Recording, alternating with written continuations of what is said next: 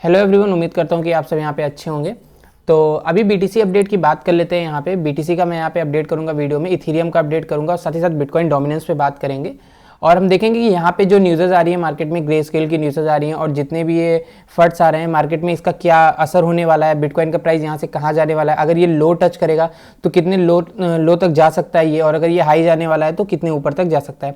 यहाँ पे हम इन सारी चीज़ों के बारे में टेक्निकली तो बात करेंगे, साथ में साथ कुछ साइकोलॉजी भी देखेंगे कि हमारी जो साइकोलॉजी है वो इस टाइम पर क्या होनी चाहिए और मार्केट में प्रीवियसली जब ऐसा फंड आया था तो मार्केट में क्या हुआ था। तो सबसे पहले टेक्निकली चलते हैं, बिटकॉइन का प्राइस यहाँ पे देख लेते हैं।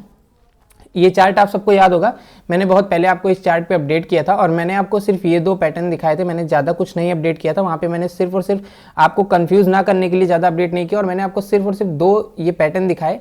आप प्रीवियसली भी देख सकते हो बिटकॉइन में कुछ इस तरह का पैटर्न बना था, प्राइस 41,000 तक गया था, फिर प्राइस एक फॉलिंग चैनल में आया था, उसके बाद यहाँ से ब्रेकआउट हुआ था और प्राइस पूरी तरह से ऊपर निकल चुका था। उस टाइम भी अगर आप ध्यान दोगे तो मार्केट जब यहाँ पे ऊपर जा रही थी तो सारी की सारी पॉजिटिव न्यूज़ आपको मिलेंगी। जितनी भी पॉजिटिव न्यूज़ होगी सब की सब इसी टॉप पर निकल के आएगी, जिससे लोग ज़्यादा से ज़्यादा बाई करें।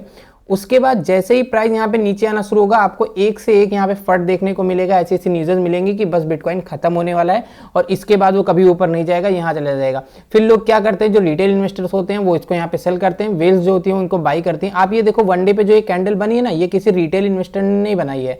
जो आप ये ग्रीन कैंडल देख रहे हो, अगर आपको ऐसा लगता हो कि कोई छोटे मोटे इन्वेस्टर ने या फिर हमारे जैसे नॉर्मल ट्रेडर्स ने इसको बाई करके इतनी बड़ी कैंडल बना दी, तो ऐसा कुछ नहीं है। यहाँ पे जो ये इतनी बड़ी ग्रीन कैंडल्स बनती है ना, ये जो रेड कैंडल होती है ये हमारी सेलिंग की होती है, बट ये जो ग्रीन वाली होती है ना, ये वेल्स की होती है बाइंग यहाँ पे। तो वो लोग इसी न्यूज़ का फायदा उठाते हैं, जब हम लोग सेल करते हैं तो वहाँ पे वो बाई करते हैं। एक चीज़ हमेशा आप ध्यान रखना, फाइनेंशियल मार्केट में किसी का लॉस जो होता है वो किसी का प्रॉफिट होता है और किसी का जो प्रॉफिट होता है वो दूसरे का लॉस होता है। अगर आप कोई भी चीज़ कहीं पे भी सेल कर रहे हो तो अगला वहाँ पे बैठा हुआ है जो उसको बाई कर रहा है। जो न्यू ट्रेडर्स होते हैं, जब हम टॉप पे सेल करते हैं किसी चीज़ को लो में बाई करके, तो न्यू ट्रेडर्स जो होते हैं उसको टॉप पर बाई करते हैं, वहाँ फंस जाते हैं। और जब यहाँ पे न्यू ट्रेडर्स जो होते हैं लो में सेल करते हैं तो स्मार्ट ट्रेडर उसको लो में यहाँ पे बाई कर लेते हैं और वो बाद में प्रॉफिट अर्न कर लेते हैं। तो मार्केट इसी तरह से चलती है, आप लोग सेम उसका उल्टा करते हो हमेशा ही मार्केट में। अभी देखो मार्केट यहाँ पे, जब यहाँ पर मार्केट थी तो यहाँ पे टेस्ला की न्यूज़ और पेपल की न्यूज़ और ऐसी ऐसी न्यूज़ आ रही थी कि बिटकॉइन बस यहाँ से नेक्स्ट होने वाला है, पेटीएम की जगह बिटकॉइन ही लेने वाला है। कुछ ऐसी ऐसी न्यूज़ेज ही थी कि बस जैसे पेटीएम अपने इंडिया में ऐसा वो हो गया, कुछ दिन में बिटकॉइन हो जाएगा, बस 1 महीने में 2 महीने में हो जाएगा। बट ऐसा नहीं है। यहाँ पे ये सारी न्यूज़ टॉप पे इसलिए दी जाती है कि ज़्यादा से ज़्यादा बाइंग है और ज़्यादा से ज़्यादा प्रॉफिट में वेल्स अपने कॉइन्स को सेल कर सकें। उसके बाद प्राइस आप यहाँ देखो नीचे है, जब से प्राइस इस चैनल में आया है फॉलिंग चैनल में, तब से आप देखोगे सिर्फ और सिर्फ बैड न्यूज़ आती है। अभी प्राइस इतना डाउन आ गया है तो यहाँ पे जो है ग्रे स्केल की न्यूज़ आ गई हैं। अब आप खुद अपना दिमाग लगाओ, ग्रे स्केल की न्यूज़ को आए मार्केट में हफ्ते भर हो चुका है, उससे पहले क्या किसी को नहीं पता था? जब मार्केट यहाँ थी तो किसी का दिमाग नहीं गया था कि ऐसे कुछ न्यूज़ आ सकती हैं, ऐसा कुछ हो सकता है? क्या किसी को 2 महीने पहले नहीं पता था? सबको पता था। बट यहाँ पे अभी मैं कुछ पॉइंट्स कहना चाहूँगा कि जो न्यूज़ेज हैं वो हमेशा इस तरह लो पे ही आती हैं। और मैं आपको बता दूं, उन्होंने जो इन्वेस्टमेंट की थी वहाँ ग्रे स्केल के द्वारा जो इन्वेस्टमेंट हुई है, वहाँ पे मुझे नहीं लगता कि वो इन्वेस्टर्स ऐसे हैं जो यहाँ पे पैनिक सेल करेंगे कि मार्केट में जैसे ही अनलॉक होंगे वो सेल कर देंगे। वो हमारी तरह के इन्वेस्टर नहीं है, उनके अंदर नेक्स्ट लेवल का पेशेंस है और जब तक उनको एक अच्छा प्रॉफिट नहीं होगा तब तक वो इसको सेल करने वाले नहीं है। यहाँ पे ये सिर्फ और सिर्फ न्यूज़ का फायदा उठाया जाता है। अगर कोई भी ऐसी न्यूज़ होती है तो वेल्स जो होती हैं उसका फायदा उठाती हैं और यहाँ पे मार्केट को डाउन करने का ट्राई करते हैं। जैसे जो होल्डर्स होते हैं उनके अंदर एक पेशेंस लेवल होता है, पहले वो कुछ न्यूज़ आती है, किसी के मोटिवेट करने से वो बच जाते हैं कि ठीक है हम यहाँ पे बच जाएंगे, हम नहीं सेल करेंगे, हम थोड़ा सा और रुक जाते हैं। बट न्यूज़ पे न्यूज़ आती जाती है तो उनका पेशेंस लेवल खत्म हो जाता है। जैसे कि एक नॉर्मल ह्यूमन की साइकोलॉजी में बताऊं, उसने 100 रुपये लगाया तो मार्केट क्रैश में पहली बात तो उसके 50, 40, 70 ही यहाँ पे बचे। उसके बाद फिर थोड़ा डाउन आया, फिर उसके जो 70 थे वो 60 हो गए, फिर 50 हो गए, फिर वो कहता है कि ठीक है अभी मैं होल्ड कर लूँगा। बट जब न्यूज़ इतनी खराब होती है तो उसको ऐसा लगता है, उसका जो बिलीव होता है वो खत्म हो जाता है। उसको ऐसा लगता है कि बस अब मार्केट यहाँ से कभी ऊपर नहीं जाएगी, अब मैं यहाँ पे सेल करता हूँ। और जैसे ही सारे पैनिक सेलर जो होते हैं वो चले जाते हैं, सारे जो होल्डर्स होते हैं वो भी चले जाते हैं, तब यहाँ पे मार्केट एक नया मूव दिखाती है। जो हमारे मेंबर्स हैं उनको मैं हमेशा कहता हूँ कि जब मार्केट इस तरह के भी चैनल में हो, जब मार्केट नीचे हो, रेड हो, पूरी मार्केट रेड हो, तब अपनी बाइंग की सोचना। जब मार्केट ग्रीन हो जाए, यहाँ पे जैसे ही सबको लगे ग्रीन हो गई, सब बाइंग की सोच रहे हो, उस टाइम पे तुम सेलिंग की सोचो कि तुम्हारे पास कौन सी ऐसी चीज है जो प्रॉफिट में, जिसको तुम सेल कर सकते हो, जिसमें तुम अपने स्टॉप लॉस को ट्रेल कर सकते हो और प्रॉफिट को बुक कर सकते हो। बट लोग इसका सिर्फ और सिर्फ उल्टा करते हैं। मैं आपको लाइव एग्जांपल दूंगा। अभी पूरी की पूरी मार्केट रेड है, सारे के सारे कॉइन डाउन में पड़े हुए हैं, कोई भी बाइंग करने के लिए नहीं तैयार है, कोई भी छोटा इन्वेस्टर। सब ये कह रहे हैं मार्केट 42,000 से ऊपर जाएगी तो हम बाइंग करेंगे, मार्केट बुलिश होगी। दोस्त आप बिल्कुल गलत हो। क्या करोगे अगर मार्केट 42,000 जाती है, टच करती है, 44,000 मार्केट चली जाती है, तुम 42,000 पे बाइंग कर लेते हो सारे एल्टकॉइन की, और मार्केट 42,000 से सीधा 30,000 पे गिरती है, तुम सोच लो तुम्हारे पोर्टफोलियो का क्या हाल होने वाला है। तो अगर तुम्हें यहाँ पे मार्केट में कुछ भी करना है, रिस्क लेना है, तो तुम्हें इस पे रिस्क लेना पड़ेगा कि तुम्हें रेड मार्केट में बाइंग करनी पड़ेगी, ना कि ग्रीन मार्केट में बाइंग करनी पड़ेगी। ठीक है, ग्रीन मार्केट में हमेशा सेलिंग की जाती है, बाइंग नहीं की जाती है। और कुछ भी बाइंग करने से पहले एवरेज करो उसको। खैर काफ़ी हो गया ज्ञान इसमें, तो अभी यहाँ पे अपडेट की थोड़ी सी बात करते हैं। मैंने पहले भी आपको ये चार्ट दिखाया, फॉलिंग चैनल में था, एक बार ब्रेकआउट करने का ट्राई किया, नहीं हो पाया, दूसरी बार, तीसरी बार, कई बार ब्रेकआउट करने का ट्राई किया, और बार बार यहाँ पे ये जो लो बना रहा है वो नीचे की साइड बनाता हुआ जा रहा है। अभी यहाँ पे एक ही इंपॉर्टेंट लेवल है, फंडामेंटल पे ज्यादा ध्यान मत दो। जितने भी सेलर और बायर्स की एक्टिविटीज होती हैं वो हमें चार्ट पर दिखती हैं, हमें सिर्फ और सिर्फ उस पर ध्यान देना है।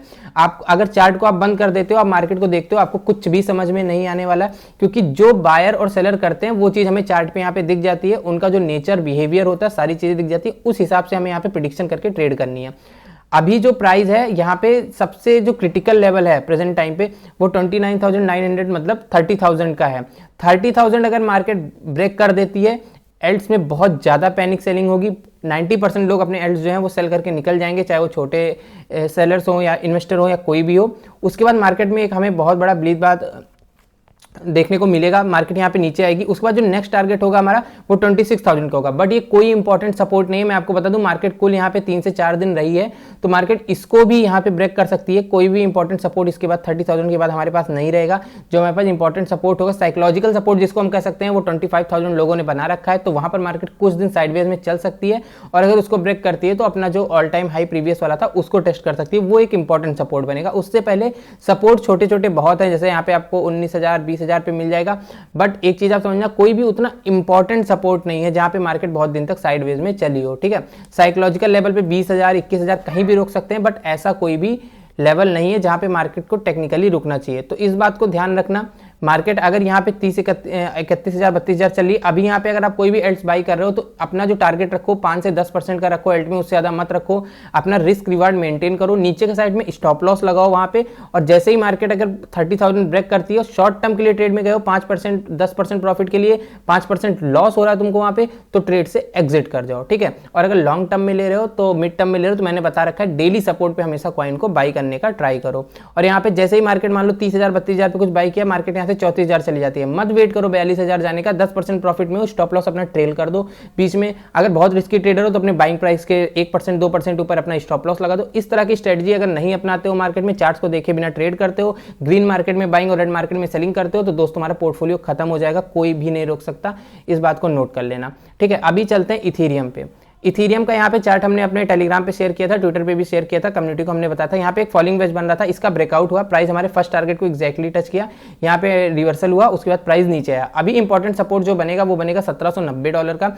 अगर उसको ब्रेक कर देता है, कोई उतना खास सपोर्ट नहीं है, बट यहाँ पे एक सपोर्ट मिलकर प्राइस बाउंस बैक कर सकता है। अगर नहीं इसको ब्रेक कर देता है तो प्राइस जो में है वो यहाँ पे देखने को मिल सकता है हमें $1,460 तक। ठीक है, अगर उसको भी ब्रेक करता है तो प्राइस में काफी नीचे देखने को मिल सकता है, उसके नीचे कोई इंपॉर्टेंट सपोर्ट यहाँ पे नहीं है, बट मुझे नहीं लगता कि इतना डाउन आना चाहिए। अगर आता है तो डेफिनेटली हम यहाँ पर बाइंग कर लेंगे। ऊपर के साइड के मैंने सारे टारगेट दिए थे, क्योंकि इसका फॉलिंग वेज का ब्रेकआउट था, ब्रेकआउट हुआ भी, सक्सेसफुल हुआ, बट यहाँ पे जिसको कहते हैं ट्रैप था, पूरी तरीके से ट्रैप हुआ और यहाँ से मार्केट नीचे चली आई। इसलिए हमेशा कहता हूँ कि अगर आप कुछ भी यहाँ पे बाइंग कर रहे हो, फर्स्ट टारगेट ये आपका हुआ, जैसे ही आपका फर्स्ट टारगेट अचीव हो, बाइंग प्राइस के 1% ऊपर अपना स्टॉप लॉस लगा लो, आराम से सो जाओ, कोई दिक्कत नहीं। अगर दूसरे दिन मार्केट क्रैश भी होती है तब भी तुम प्रॉफिट में ही रहोगे, आप नो प्रॉफिट नो लॉस में रहोगे।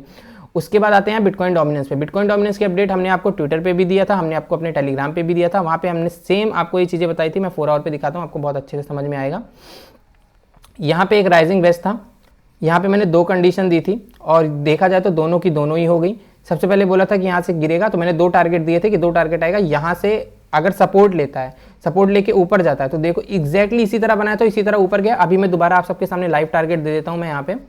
कि ऊपर जाता है तो कहाँ से अगर ये रिवर्सल नहीं करता है तो एल्स में बहुत ज़्यादा ब्लीडिंग हो जाएगी। मैं आपको दिखा देता हूँ, आप ये टारगेट ले लो, बहुत इंपॉर्टेंट है 48.6, यहाँ तक ईजिली जा सकता है। अगर इसको टच करता है तो यहाँ से अगर इस तरह वापस नहीं आता, मैं आपको दिखा देता हूँ, ये ऊपर इस तरह जाता है, इसको टच करके इस तरह नीचे आना चाहिए। अगर नीचे नहीं आता है, इसको ब्रेकआउट करके यहाँ से ऊपर चला आता है तो एल्स 50 to 60% ब्लीड हो जाएंगे। ये बात आप ध्यान रखना, 30% तो मिनिमम। और उसके बाद यहाँ पे देखिए मैंने बनाया था, यहाँ पे प्राइस नीचे आया, इस जगह पे सपोर्ट लिया, यहाँ पे एक इंपॉर्टेंट सपोर्ट था, सपोर्ट लिया। अगर इसको ब्रेक कर देता तो हमें एल्स में बहुत अच्छी रैली देखने को मिलती है। हमारा जो सीधा टारगेट होता इसको ब्रेक करने के बाद वो 41 से लेके 43 के बीच में होता और हमें बहुत अच्छी रैली देखने को मिलती है एल्स में, बट ऐसा नहीं हुआ। यहाँ पे सीधा डोमिनेंस जो है वो ऊपर की तरफ निकल गई। तो उम्मीद करता हूँ कि ये अपडेट आपको पसंद आई होगी, आपको बहुत सारी चीज़ें सीखने को मिली होंगी। जितना चार्ट इंपॉर्टेंट होता है उतनी साइकोलॉजी भी इंपॉर्टेंट होती है। साइकोलॉजी पे कोई वर्क नहीं करता, बट ट्रेडिंग में सबसे इंपॉर्टेंट होती है डिसिप्लिन और साइकोलॉजी। अगर आप सबकी तरह सोचोगे, अगर आप भेड़ चाल चलोगे, जो दुनिया कर रही है वो करोगे, ग्रे स्केल की न्यूज़ पे सब पैनिक है, आप भी पैनिक हो जाओगे, तो दोस्त विश्वास मानो आपका कुछ नहीं हो सकता है। क्रिप्टो करेंसी में अगर आए हो, आपको बिलीव नहीं है तो किसी के बिलीव दिलाने से आपको नहीं होगा। अगर यहाँ पे आए हो तो एक चीज़ हमेशा ध्यान रखना, लॉन्ग टर्म पर्सपेक्टिव लेके चलना, वही पैसा लाना जिसके आपको घर के यूज़ में काम लगता हो कि हाँ यहाँ पे कुछ यूज़ हुआ, मुझे पैसा निकालना है, जल्दबाजी करनी, ऐसा पैसा लेके आओगे तो मार्केट आपको कभी भी कमा के नहीं दोगी। अगर आते हो आप तो बस इतना ध्यान रखना कि लॉन्ग टर्म पर्सपेक्टिव लेके आओ, कहीं भी इन्वेस्ट करते हो सोच समझ के इन्वेस्ट करो। अगर कभी इन केस अगर लॉस में चले जाते हो तो कोई दिक्कत वाली बात नहीं, अगर फंडामेंटली अच्छा कॉइन है तो आज नहीं तो कल रिकवर होकर देगा। आपने एक एक दिन में 10x होते हुए भी कॉइन को देखा है, तो अगर वो दिन देखा तो यहाँ पे पैनिक होने की कोई दिक्कत वाली बात नहीं है। और हमेशा कहता हूँ मार्केट में लोग ज़्यादा से ज़्यादा दिमाग लगाते हैं मार्केट से मुझे कितना पैसा निकालना है। मैं कहता हूँ मार्केट में अपने जो सेविंग करते हो, इन्वेस्टमेंट करते हो, उसमें जो अपने कमाई करते हो 1%, 2%, 3%, जितने पे आपको कोई रिस्क ना हो वो आप पैसा मार्केट में डालते रहो। एक समय ऐसा आएगा अगर आप स्मार्टली इन्वेस्ट करते जाओगे तो मार्केट आपको इतना पैसा रिटर्न में देगी कि आपको दोबारा कुछ करने की जरूरत नहीं पड़ेगी। तो ये एक अलग टॉपिक है, मैं इसमें नहीं कवर करूँगा। खैर वीडियो को खत्म करते हैं। अगर कुछ ना समझ में आया हो तो कमेंट कर देना, टेलीग्राम पे आ जाना, वहाँ पे आप सबको रिप्लाई मिल जाता है। हमारे एडमिन हमेशा एक्टिव रहते हैं, पर्सनली आप मुझे डीएम भी कर सकते हो। और अगर वीडियो अच्छा लगा हो तो लाइक कर देना और कमेंट कर देना और सब्सक्राइब कर देना। Thank you.